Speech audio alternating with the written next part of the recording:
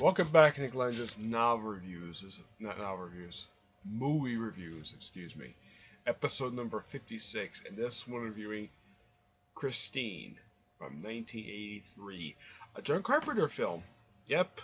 Uh, Overall in this show, I've only reviewed, I'd say about a few of them. I reviewed Halloween, The Thing, and The Fog. So this is by far the fourth one I've ever reviewed, and the second Stephen King one I've ever Stephen King adaptation I have reviewed. No, I've never read the novel that this film was based upon. The only reason why I decided to watch the film first because John Carpenter film, can't pass up on that. Two, because I only have this for a week, so I didn't have much time to watch it. So yeah, pretty much this film. Unlike other John Carpenter films, which had pretty big name actors in it, this one had like maybe one, and that's Henry Dean Stockton. Not the big of a name, but he plays a detective in here. And I look at his filmography in this that show this film, like only like three films that he's been in that I have actually seen, which are like Godfather Part 2, the original Alien, and of course this one. I think it's like one around which one it was. The actress Alexandra Paul. This was her first film she ever did in her whole career. She did a good job with it for basically being her sort of first major film she ever did. As for Keith Gordon, there's like maybe one film I've seen with him in there prior to this, and that was Jaws 2. I don't remember him in Jaws 2 because it's been a while since I've seen it. So yeah, a bunch of people. The only person I recognized the whole film was the guy who sold this car to the main character played by Keith Gordon. The only thing I've ever seen this guy in was in the first Home Alone film, where he played a character some people thought was a murderer. Turns out he really wasn't. All the stuff people say about him was actually a bunch of lies. They just made up for it. Yeah, so basically. So, one character in this movie I've seen in a John Hughes movie. Everybody else I have barely. Now, the Henry Stock with the guy who played the detective, I do remember seeing him. He was one of the characters from Alien. I think he wasn't necessarily. I think he was the engineer on board that ship, the Nostromo. Yeah, that's the name of the ship, Nostromo. I think he was the ship's chief engineer. I think so. It's been a while since I've seen Alien. This film basically is all about this car, which I have heard this car is not very well known. It's a 1957 Plymouth. I think it's a Chevy Plymouth. Yeah. Excuse me. I personally have never seen this car in real life. Never.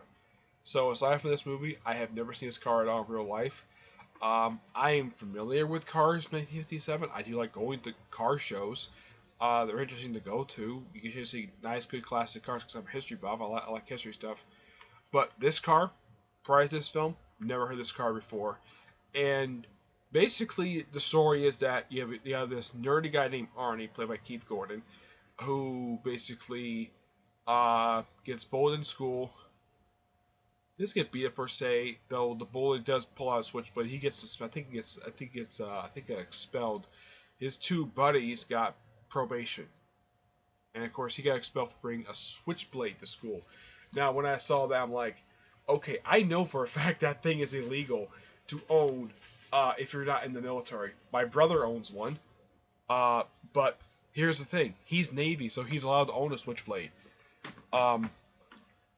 But yeah, switchblades are illegal. Yeah, so it's a good thing they bring up that little factoid. Another thing I did not know was illegal was apparently it's illegal to turn the speedometer backwards. I did not know that. That's actually quite interesting. I think that's true. I don't know. I'm not expert when it comes to car laws, but yeah. And just by sheer coincidence, it's mentioned that when John Carpenter first directed him, he had just come off The Thing. Yeah, apparently The Thing didn't do too well box office wise, and critically was panned. Though nowadays it's a little more respected. I actually enjoyed The Thing the first time I saw it, and I own the film. So I know how good of a director he is. So, and almost everybody in the film, that the first character they cast is, I saw a documentary in here. It was one of the featurettes. The first actor they cast in here was John Stockwell, the guy who's listed second here in the credits. The guy who plays Dennis. He was the first person they casted for this movie. And then, of course, they casted Keith Gordon to play Arnie. Alexandra Paul, basically, from what I remember from just watching the documentary, she had just graduated college when she basically got the role in this film. And she was 19. Yeah, she's 19. While in the case of the actor who played Arnie, Keith Gordon, he was 22. Yeah. Actually, I think it was John Stockwell. I think he was basically just out of college. Now, those two had some acting experience. Alexandra Paul was relatively younger in her career, so I think I do remember seeing her pop up in some Perry Mason movies. But aside from that, that's really it. But despite having a movie of virtual unknowns of people I've never seen before, like maybe one or two I've seen before, but the three main characters. Oh, interesting fact. Kevin Bacon was almost cast to be in this movie. Though here's the thing. He had to politely turn it down because he got signed to Footloose at the same time, just by sheer coincidence. Yeah, so much interesting stuff you tend to hear about basically when you watch the featurette. Now, this DVD was only released. Let's see if I can find it here. I have to put my glasses on because it's like very glary. The film was released in '83. I can see that, but I think this was released because I kept saying like 20 years, so I'd say about 2002, 2003. Yeah, that's when I think that this DVD was released. Yeah, it's an old DVD, but well, it's in good condition.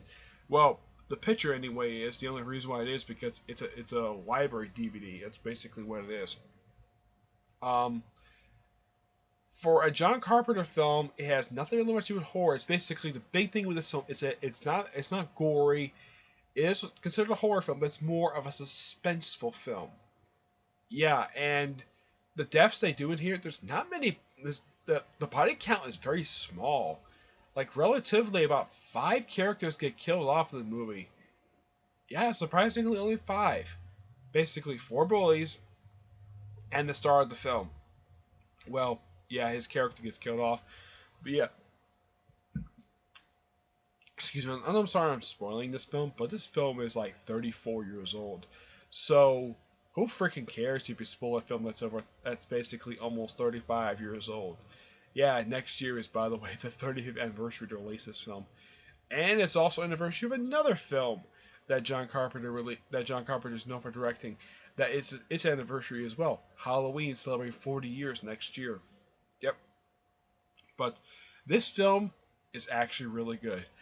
They do mention that when this film was released, it wasn't a big hit, but it did make money. It made a good amount of money. It was considered to be a moderate success at the box office, and it actually got good critical praise. They do reference basically of how the producer got the rights to do this particular film. It was the second manuscript. Now, basically, Stephen King. Now, he worked with Stephen King on the miniseries Salem's Lot, and he basically, if you like work with him, I tried to do more. So he sent him a first one, which was Firestarter, which I think that was turned into a movie, but John Carpenter had nothing to do with it. So he says, I didn't like this one, so actually it wasn't Firestarter, it was some other Stephen King film. So Christine was actually the second one he sent him. It's like, okay, I like this one. I'm making this one into a film. He purchased the rights, hired John Carpenter because he needed work because the thing didn't do too well at the time.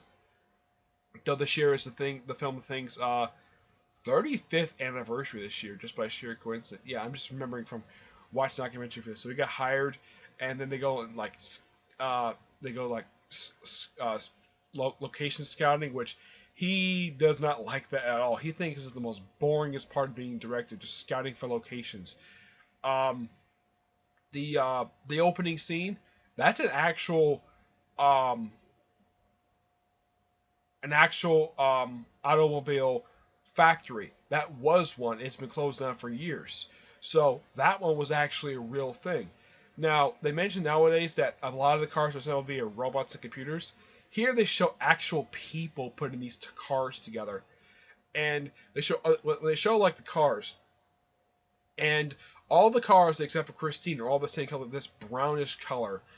And people look at Christine like, oh, it's an evil car. Well, the first evil thing it does, it crushes some guy's hand, and then later on, apparently, it suffocates another guy off screen. Yeah, all because he was smoking in the car. Yeah, that was the reason why. Oh, it wasn't 5 people who died, it was 6, which even for a Stephen King film, even for a film by John Carpenter, that's actually quite small body count. He usually gets a little bit higher than that, but 6 people, that's a bit low. Especially since a lot of the characters that get killed off the movie, I'd say about 4, at least about almost all of them complete like douchebags. Yeah, they're not good people. The actors are basically nice people from what I've heard, but they're not like that in real life at all. Nope. And because the fact the cars from the 50s, the guy driving it basically would later on basically for first he wears like typical despite the fact this film came out in 1983, it's set in 1978, which is the same year that the original Halloween came out, which is a bit odd. Now I'm thinking though, whenever they jump to present day, they usually release the film, and they jump ahead only like 21 years later because the film opens in 1957, and it jumps ahead in 1978, but it ends in early 1979. Like it jumps ahead to about, I think it's September of 1978, because the film starts out the first day of school, the whole bullying thing, and I have heard that the shop, the body shop room, the class they were in, that's actually a real shop classroom. Yes, that's actually a real thing. That's all real. It's not staged. Some of the other stuff in here was definitely staged, but a lot of the areas were definitely real. Like the junkyard building that they used for where Christine was stored for most of the film. That was a wire factory. Yeah, it was a wire factory, which half the thing was actually used. You actually see half the. They mentioned documentary that half the building is actually seen because it's a really long building, and the other half is basically just where they have the setup, basically have all like the other stuff. And John Stockwell, the actor who plays Dennis, he had to take lessons to drive an actual bulldozer. Yeah, he had to take lessons to drive that thing. So at least he knew what he was doing. Though he had to do it over a series of weekends, he said. But yeah. Oh, and they do mention that the opening scene was the first thing they shot for this film. And they also bring up the song that starts out the film. Bad to the Bone. I really enjoy this song. It's a great song. And that this song had just been released just before this film came out, and also MTV just started.